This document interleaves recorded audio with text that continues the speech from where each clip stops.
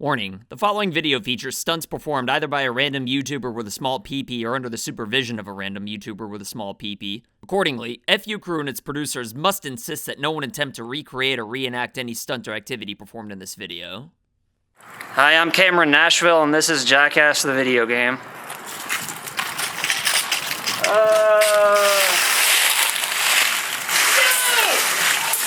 Whoa!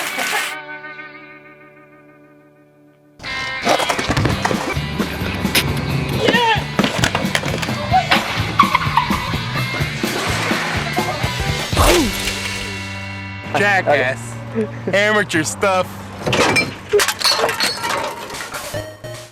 The 2000s may have been a considerable downgrade from the 80s and 90s as far as entertainment's concerned, but if you were a degenerate like me, then you were probably a huge fan of MTV's Jackass, a show where two different groups of people who made videos for the skateboarding world joined forces to do stupid stunts that usually involved them getting hurt. The show only ran for 3 seasons, but it was so popular that they ended up making at least 7 spin-offs, 4 theatrical movies, and even a theatrical spin-off, and most of them were pretty successful too. And even on the rare occasions where there were flops, the franchise never really needed a big budget to film a bunch of full-grown men share a cheetah-thong and hurt themselves. So what's a company like MTV do when something's cheap to produce and delivers high returns? Well, they milk it, of course, and I'm sure we all know what the highest possible form of milking is in the entertainment industry. Well, naturally you sell cheetah-thongs, but the next biggest cash grab right after that's video games.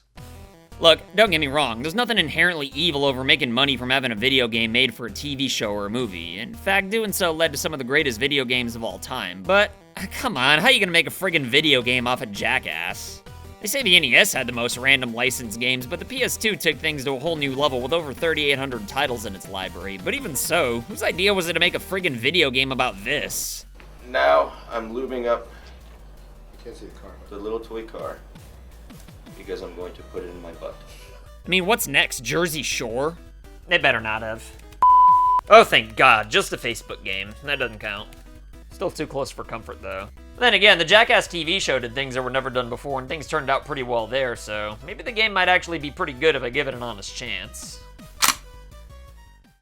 Alright, so in typical Jackass fashion, the game starts off warning you not to try anything at home, which I guess makes it 5 steps ahead of the rest of the industry. Come to think of it, Sonic the Hedgehog never put any warnings in his game, so I think I just thought of an idea that's so genius that I'm bound to make billions and billions.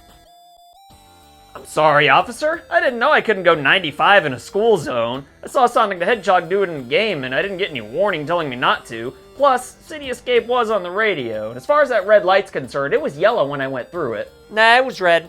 Like your ass is gonna be. Step out of the car, please, sir. Damn you, Sega! You'll be hearing from my free state-appointed attorney! Okay, so I think the warning was more to give the game the full Jackass experience, rather than being genuinely concerned over legal troubles from people doing stupid things because they saw the man in the cheetah thong do it on the TV. After the unnecessary warning, though, the game's intro is actually pretty funny if you're a fan of the series, which I'd hope you are if you're playing this game in the first place. The story starts off with the director breaking the camera and spraining his vagina, at least according to the star of the franchise, Johnny Knoxville, and the player assumes the role of the new director. Now, what does being the director entail, you ask? So here's the deal. You're the director, find the rest of the crew, shoot some funny stuff. Anything else? And don't sprain your vagina! Now he tells me. The gameplay is divided up across 7 episodes, with 5 minigames being added in each one, and the idea is to complete challenges within each of these minigames and increase the episode's TV viewership so you can make more money and unlock more episodes. Kinda weird considering the TV series ended 4 years before this game came out, but then again, I guess it makes even less sense to overthink a video game about Jackass. What is worth thinking about, though, is the fact that injuries accumulate points, kinda like how landing tricks in the Tony Hawk games do, although aside from like 1 or 2 challenges, points in this game are about as useful as they were in Mega Man 1. Can't really say that I'm surprised with the quasi-Mario Party approach here, though, since it's not like there was much else they could have done with a Jackass video game, but the question at hand, though, is are the games actually fun? Well, if you're a fan of the show, they can be pretty amusing, especially when each minigame starts off with different cast members introducing them the same way they would in the show, but as far as the fun department's concerned, calling these lacking would be quite the understatement. The first game I played was called Pachinko Precipice, where the idea is to basically just roll down a sandy hill and get as injured as possible. This is one of the very few minigames where the injury points actually do matter, because the more hurt you get, the more money you make for MTV, with broken bones and concussions being particularly lucrative, which is just as hilarious as it is sad.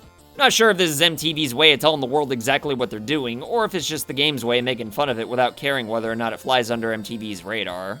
Either way, I guess everybody knows the deal with what Jackass is, so I don't think anybody really cares.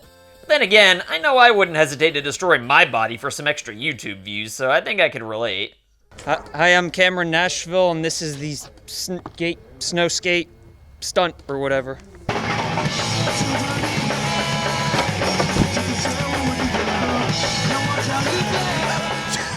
Are you alright? Dude, I got fucked up. He's gonna throw up!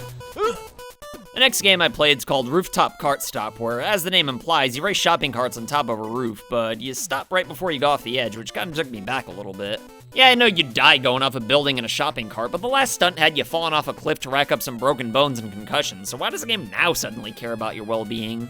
Much like the show, though, sometimes the stunts are more about embarrassing yourself rather than hurting yourself, which brings us to the fan favorite Party Boy, aka Chris Pontius dancing with a thong and bow tie to the most generic beat in human history, which only makes it that much funnier, in my opinion. I've always been a big fan of the skit, but sadly, though, it didn't transition into a video game all that well. It's basically just a crappy rhythm game. The more you hit your moves, the more the shop owner tolerates indecent exposure, but every time you mess up, he creeps closer and closer to the CD player to shut the party down.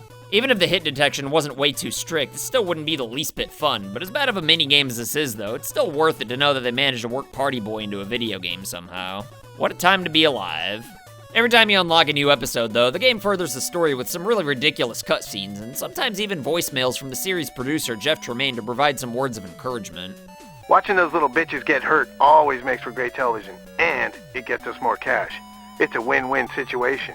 For real. Wow, what a dick. Look at how blatant he is about exploiting his crew. Like, I know it's just a video game, but it kind of feels like he's sending a message to the crew under the guise of it being a joke. Or, you know, maybe they're just messing with the outside world, but according to Bam, this is actually why Brendan DiCamillo quit, which sucks because he was actually my favorite cast member. Speaking of Bam, though, why the frig isn't he in this game? My guess is that he probably had some kind of an exclusive deal with Activision for the Tony Hawk series or something. Oh well, I guess it's kind of fitting now since they kind of did fire him from the new movie, but now that I say that, I wouldn't be surprised if they snuck him back in just to date this video and make me look like a tool. Whatever, at least Ryan Dunn's here, and with each episode, more characters become available anyway, and at the end of the day, it doesn't really matter who you choose, although I am a little bit disappointed in Preston Lacey, if I'm being honest. Everyone else's voice acting makes getting hurt sound like a pretty good time, but for some reason, Preston sounds genuinely pissed off, and if I'm gonna punish myself by playing this game, then I'd prefer it if the characters laugh when they get hurt, because you know what, playing this game hurts me, and hearing Pontius yuck it up makes me feel like I'm on the receiving end of a good-natured prank. But Preston having temper tantrums, on the other hand, though, just reminds me how much it sucks to play a bad game. The more you play this game, the stupider you feel. Again, if you're a fan of the show, the idea you're playing a Jackass game's pretty amusing, but it gets old pretty fast, and then you realize you're just wasting your time that could have been spent playing something better. Minigames are tolerable at best, and at worst they're frustrating as hell, like Suburban Catapult in particular. You basically just fling yourself into stuff and try to hit things that are on a checklist, but the controls are just awful, and I don't even know why they give you a time limit when it only takes like 5 seconds to launch yourself anyway. And after hearing the same 10 seconds of the same song like 30 times in a row, you'll probably want to stop breathing. Also, I think it's pretty funny that they censor most of the swears in the game, even though it has an M rating, and some songs say much worse things in the lyrics. Speaking of suburban, though, Jackass likes adding that word to pretty much any activity and then just doing it in a neighborhood. Hi, I'm Cameron Nashville, and this is Suburban Tax Fraud.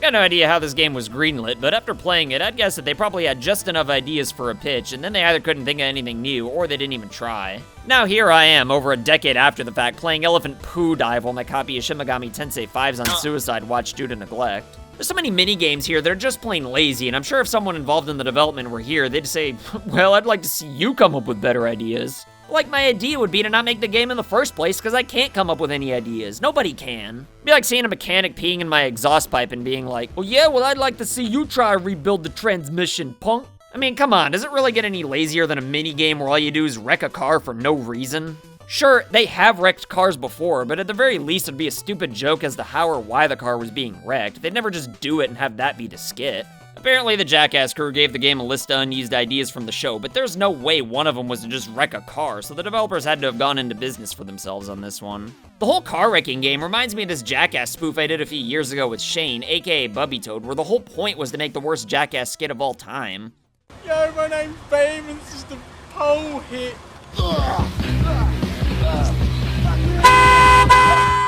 I mean, it's not much worse than when we got an actual video game where anything's supposed to be possible. I mean, destroying cars in video games was already a thing decades before this ever came out, and somehow it's even less fun than ever here. And as if it wasn't bad enough to lower the bar for destroying cars in video games, there's actually a stunt where you just play friggin' rock, paper, scissors. Sure, the loser does get kicked in the nuts, which is always fun, but it's still just rock, paper, scissors. And not only that, but the game shows you its hand like a full second before you even have to decide, which might legally disqualify this from being considered a game in certain states. I'm looking at you, Connecticut. This is the last minigame too, so if you really played through this entire game just to get this, then who's really getting kicked in the nuts here? To be fair though, there are a few good ideas here and there that make for pretty good skits on the show, like for example, Whack-A-Wee Man, which is pretty self-explanatory by the title. Okay, maybe it's not that self-explanatory. Don't you dare demonetize this video. I need that $4.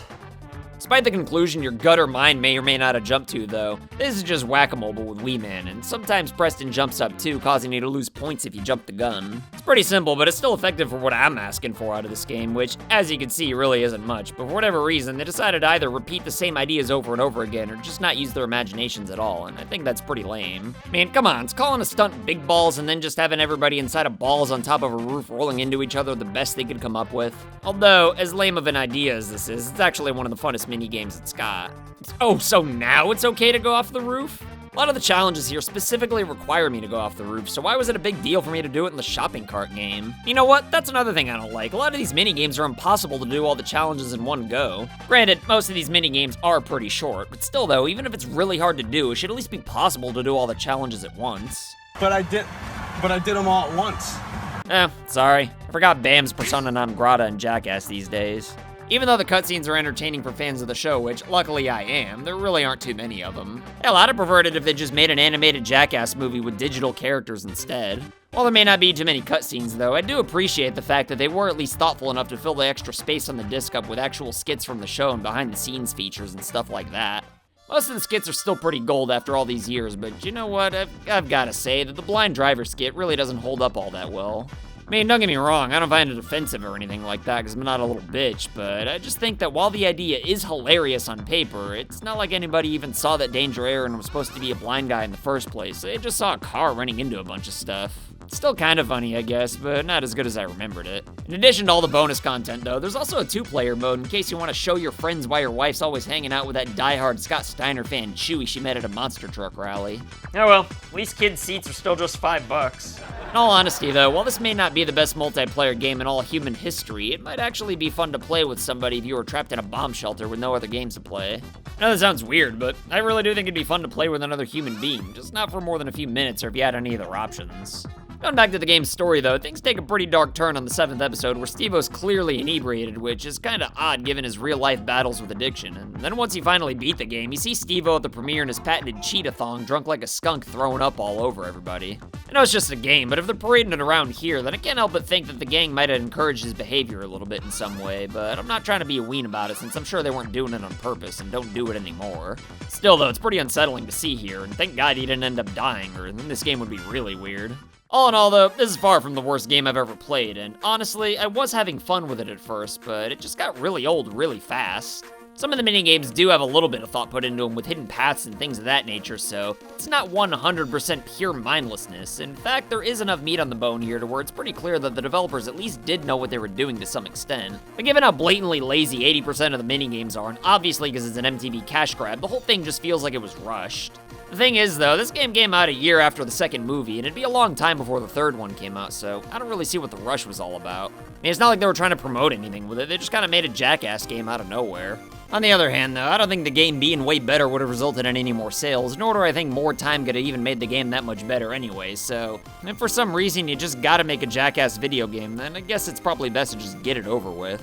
But I mean, hey, I'm just one person. Maybe you'd love this game so much that you'd actually want to take it with you on the go. And if that describes you, then boy oh boy have I got a surprise for you, because they actually did port this to the PSP. But what if you loved the game so much that you wanted something completely new and portable? Well, if that describes you, then you're in double luck, because not only did they make a completely original Jackass game for the Nintendo DS, but I actually ordered 2 copies of it by accident. I mean, if you want to come pick it up, I'll give it to you, but I'm not shipping it. Alright, so for what I'm assuming is the watered-down version of a game that already sucked horse noodles, I should be ready to give it Hell Week all rolled into one night up in here, but honestly, with all the DS's gimmicks, I'm kinda optimistic that this version might actually be better. I know it might not seem promising that the most notable games the studio made were the My Language Coach titles, but at least those games taught me how to write in hiragana and katakana, which has been a lot more useful to me than any of the life skills Jackass on the PlayStation 2 gave me. Well, you know, except for that fractured ass I got from trying what I saw at home anyway, but thanks to that warning, I can't sue them. Although now that I think about it, the DS version actually doesn't have a warning, oddly enough. I'm not sure whether they didn't think it was necessary, or if they just forgot because nobody on Earth cares about Jackass on the DS, but you know what? I certainly noticed, and if this game sucks, then I just might refracture my ass and sue them for my own stupidity. So you better be good, game. Right off the bat, though, one thing the DS version does differently is let you create your own character, and not only that, but the options they give you are surprisingly varied and actually pretty hilarious. I mean, I don't know about you, but I certainly can't think of another game that lets you be an overweight naked dwarf with a cape and a mullet, so if nothing else, this game at least adds one new contribution to the video game world as a whole, so, you know, that's nice. Once you create your hopefully nude character, though, the game starts off with a phone call from who else but Jeff Tremaine, who tells you that he looked at your resume and he's gonna let you fill in for his intern while they're on maternity leave? I mean, not that maternity leave's a crazy concept to me or anything like that, but why did they add an intern to this scenario? Why not just say we looked at your resume and you're hired? I mean, did they think the idea of maternity leave was funny, or are they just trying to cover their asses for how open they were about exploiting their crew for money on the PS2 version? Since when does Jackass actively review resumes and hire new recruits if they supposedly don't want anybody trying this at home? And then again, that jabroni Jackass tried it at home and they put him in the movie, so I guess those warnings didn't insist that nobody recreate or reenact any of those stunts that hard. At any rate, though, the main reason why Tremaine wants to hire you, though, is because your character lives in Mianus, and they need somebody to show him around, which is actually a funny nod to a skit where they travel to a town called Mianus just to make a few wisecracks and swim around in some doo-doo. Seeing as how you're a new recruit, the game randomly generates a degrading nickname for you, and just to belittle you a little more, the game straight up tells you to break your bones, and apparently one's not enough either. It wants you to literally break all 206 of them. Oh yeah, and there's also a jackameter on the left that I would make a joke about, but after my whack-a-wee man gag from a little earlier bombed, I think I'll take the high road for once. After the riveting story, though, the game wants you to sit through like 72 hours of tutorials, but since this is Jackass on the DS, I just went ahead and skipped all that, because I mean, how hard could it possibly be? Well, not that this makes the game complicated by any means, but it's definitely a lot more ambitious than the PS2 version was by going for an open world approach of all things, despite being on considerably weaker hardware. Sadly though, the entire game goes to friggin' hell as soon as you start moving, because the controls here are pretty friggin' awful. Your jumps have you floating all over the place, and anytime you bump into anything at all, your character feels pain and breaks bones, despite appearing to be completely fine.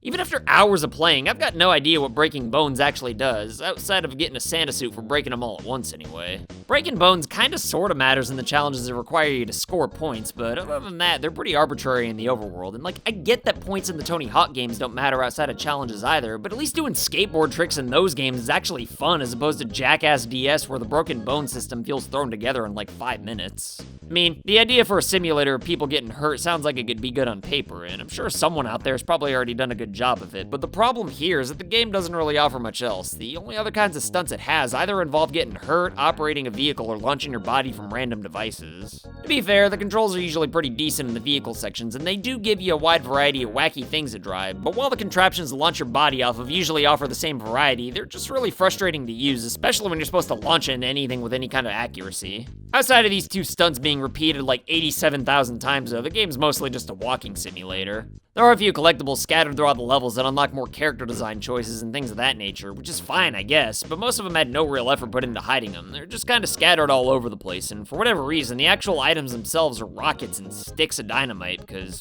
you know, nothing symbolizes Jackass quite like bombs. Why don't they make the collectibles something they're actually associated with? You know, like cheetah thongs. Maybe then I'd have been a little more motivated to collect them. Either way though, the collectibles feel like they were thought of and added into the game within like 15 minutes of development time, and they don't really make up for the fact that the open world environment really has nothing going on. I mean, just imagine Breath of the Wild replacing Zelda with Jackass characters and not giving you anything fun to do. And on top of the gameplay modes being extremely limited, the actual stunts themselves are so nothing happening. One of the challenges has you riding a trike into a van. And really? Knocking 5 trash cans over is the best they could come up with for a Jackass stunt with the unlimited potential of a video game? I can get away with that in real life, but I don't even bother because it's just not fun, so why the frig is it in a video game? Back to the story though, the whole idea is to basically trick you, the new intern, into doing all the stunts, but actually feel way worse for the NPCs in this game. First there's this old lady who's mad that you're crashing into her apartment, so to put her in her place, you're told to crash into it again while she's having a knitting party, and then there's poor old Dick.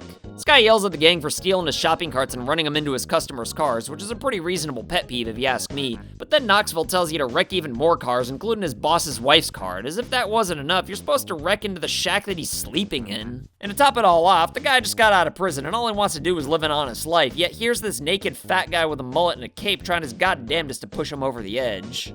How rude. Once you've done all the challenges given to you by all the different cast members though, you unlock new stages where you pretty much do the same thing over and over again as the crew exploits you more in the story. Oh yeah, and apparently Aaron's diddling farm animals, and they even ask you if you like cow tipping, so I guess the Wild Boys were lying all along about loving animals and never wanting to hurt them. Nobody's wilder than the Wild Boys, but the truth is we love animals and we would never hurt one. The worst part about the game being so repetitive is not that it gets boring quickly, it's just that it was never fun to begin with. It was promising for like 2 seconds, but sadly the only good thing about the game ended up being the creative character. It'd be one thing if the game at least knew it sucked, but when you try to quit, it actually has the nerve to ask you if you have something better to do, and even if you beat the game, it still gives you the same message, so like, what do they expect you to do? Just play the game non-stop for the rest of your life? Like, oh, look at this guy, he's got something better to do than play Jackass on the Nintendo DS. What are you gonna do, huh? Go to work? Spend time with your family? Water your snake? No, you should keep playing Jackass on the Nintendo DS, even though the cast and crew aren't doing that themselves. Look, if a full-grown man with a small peepee like me's got better things to do with his time than play Jackass on the Nintendo DS, then I'm pretty sure that most other people have got better things to do with their time as well. So you know what? I think I'm gonna go ahead and start my own stunt-related video game. But in order to do that, I'm gonna have to start my own Jackass knockoff first, and to make sure it's a hit, I gotta go big on the very first episode. Hi, I'm Cameron Nashville, and this is the Suburban Commando.